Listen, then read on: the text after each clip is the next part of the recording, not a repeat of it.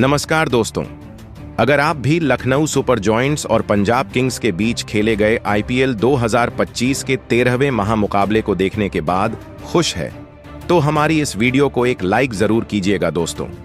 हमारी इस वीडियो का लाइक टारगेट सिर्फ 500 लाइक है, तो हमारी इस वीडियो को एक दिल से लाइक जरूर कीजिएगा। दोस्तों, टाटा आईपीएल के अंतर्गत 13वां मुकाबला आज इकाना स्पोर्ट सिटी स्टेडियम में खेला गया। आज ऋषभ पंत की लखनऊ सुपर जॉयंट्स के सामने श्रेयस अय्यर की पंजाब किंग्स टीम मौजूद थी। जब सबसे शुरू में इसके लिए टॉस के लिए सिक्का उछाला गया तो पंजाब किंग्स के कप्तान श्रेयस अय्यर ने टॉस जीतकर पहले गेंदबाजी का फैसला किया और लखनऊ सुपर जॉयंट्स को पहले बल्लेबाजी करने के लिए आमंत्रित किया, जहां पर लखनऊ सुपर जॉयंट्स की तरफ से दो खतरनाक खिलाड़ियों के कंधों पर अपनी टीम को ओपनिंग शुरुआत दिलाने की जिम्मेदारी थी, जहां पर आज एडन मार्क्रम और मिचेल मार्श को अपनी टीम को एक विस्फोटक अंदाज में शुरुआत दिलाने के लिए भेजा गया था। मगर पारी के पहला ओवर लेकर आए अर्शदीप सिंह ने पहले ओवर की चौथी गेंद पर आज लखनऊ सुपर जायंट्स को बड़ा झटका दिया और बल्लेबाजी कर रहे मिचेल मार्श को उन्होंने मार्को एंसन के हाथों कैच आउट कराकर पवेलियन वापस भेज दिया और आज लखनऊ को पहला झटका लगता है और आज मिचेल मार्श अपना खाता भी नहीं खोल पाते हैं। इसके बाद दोस्तों, एडन मार्क्रम का साथ देने के लिए घातक बल्लेबाज निकोलस पूरन को मैदान पर भेजा जाता है। तो पारी के तीसरे ओवर में जब अर्शदीप सिंह आते हैं तो एडन मार्क्रम उनको पहली पैड लाइन की गेंद को मिड विकेट की तरफ फ्लिक करके गैप में सीधी बाउंड्री के बाहर गेंद को भेजकर चौका हासिल करते हैं। इस ओवर की चौथी गेंद पर सीधे बल्ले से मिड ऑफ फील्डर के ऊपर से शॉट लगाया जाता है। एडन मार्क्रम शानदार एक चौका बटोर लेते हैं। पांचवी गेंद पर Aiden Markram back to back punch shot लगाकर एक शानदार ऑफ स्टंप के बाहर डाली गई गेंद को डीप पॉइंट की ओर गैप में खेलकर चौका हासिल करते हैं। इस ओवर में 13 रन दिए जाते हैं। इसके बाद जब चौथा ओवर लेकर तेज गेंदबाज लोकी फर्गुसन आते हैं तो तीसरी गेंद पर एडन मार्क्रम एक बेहतरीन शॉट लगाते हैं। ओवर पिच डाली गई गेंद को सीधे बल्ले सामने की ओर शॉट लगाकर सीधी सीमा रेखा से बाहर 4 रन के लिए भेजा जाता है। यही नहीं दोस्तों, एडन मार्क्रम अपना घातक अंदाज अगली गेंद पर दिखाते हैं ऑफ स्टंप का कि बाहर डाली गई छोटी लेंथ की गेंद को जगह बनाकर पॉइंट फील्डर की तरफ से कट शॉट लगाते हैं। बेहतरीन तालमेल के साथ गेंद सीधी बाउंड्री से बाहर 6 रन के लिए चली जाती है। दोस्तों, आज एडन मार्क्रम बेहतरीन बल्लेबाजी कर रहे थे और अपनी टीम को इन दोनों ने मिलकर आज 32 रन पर पहुंचा दिया था।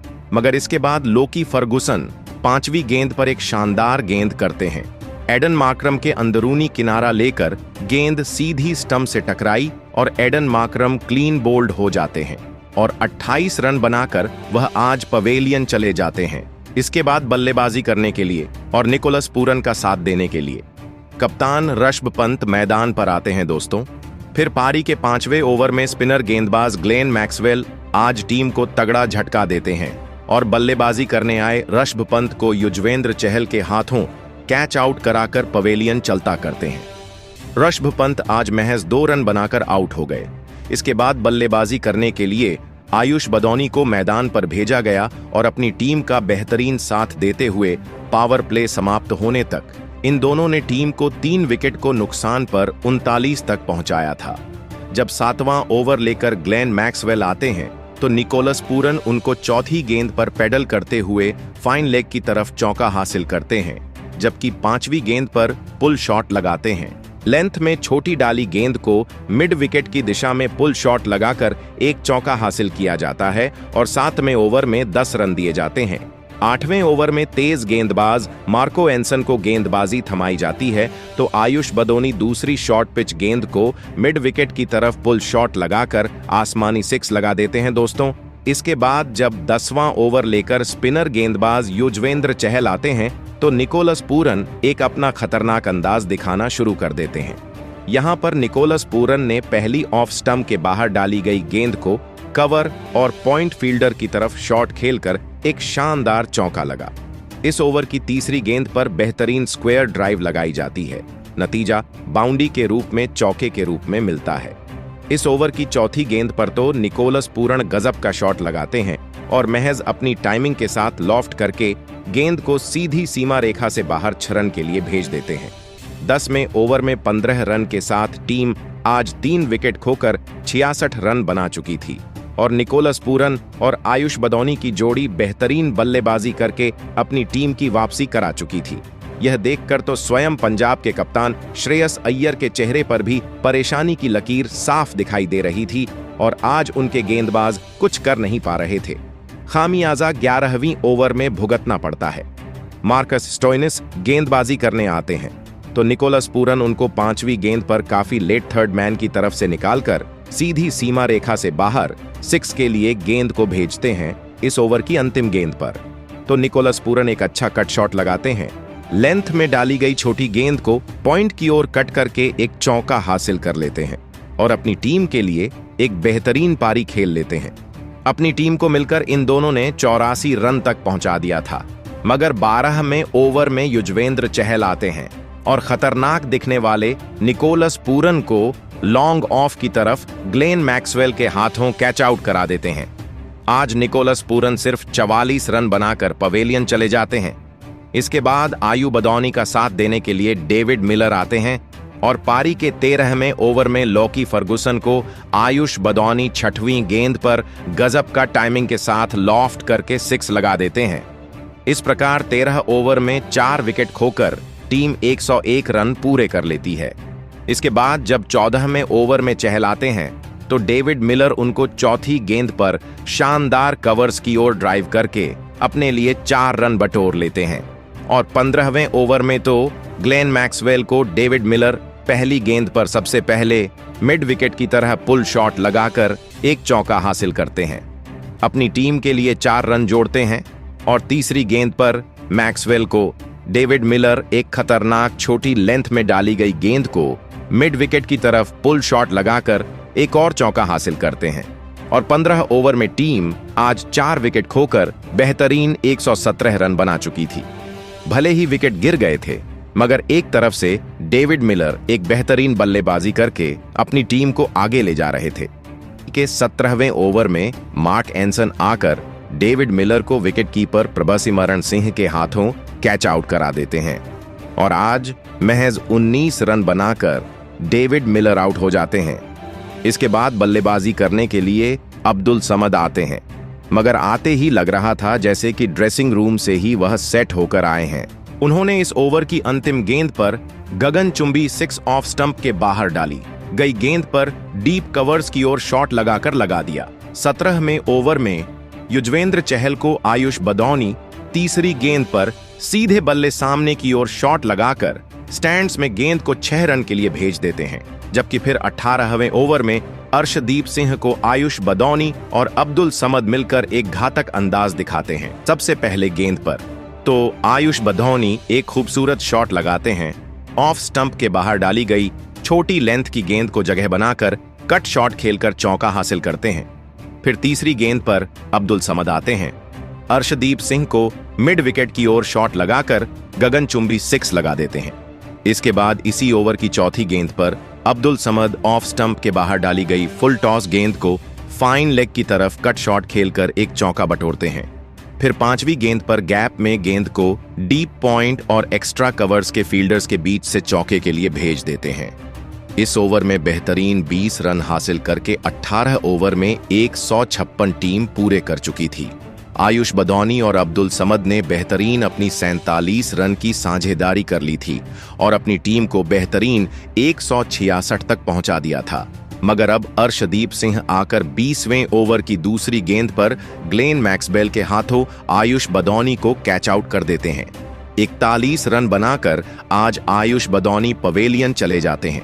इसके बाद बल्लेबाजी करने के लिए शार्दुल ठाकुर को भेजा जाता है, तो इस ओवर की चौथी गेंद पर फिर अब्दुल समद को अर्शदीप सिंह प्रियांश आर्या के हाथों कैच आउट कराकर पवेलियन के राह दिखाते हैं और आज अब्दुल समद तूफानी 27 रन की पारी खेलकर आउट हो गए।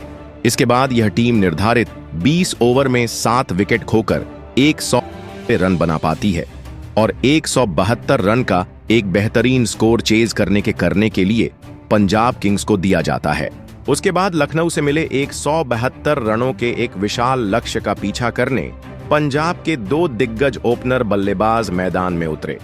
प्रियांश आर्या और प्रभ सिमरण सिंह के कंधों पर इस महामुकाबले में अपनी टीम को एक शानदार ओपनिंग शुरुआत दिलाने की बहुत ही बड़ी जिम्मेदारी थी और पंजाब की ओपनिंग जोड़ी ने मैदान में उतरते ही धमाकेदार बल्लेबाजी करना शुरू कर दिया।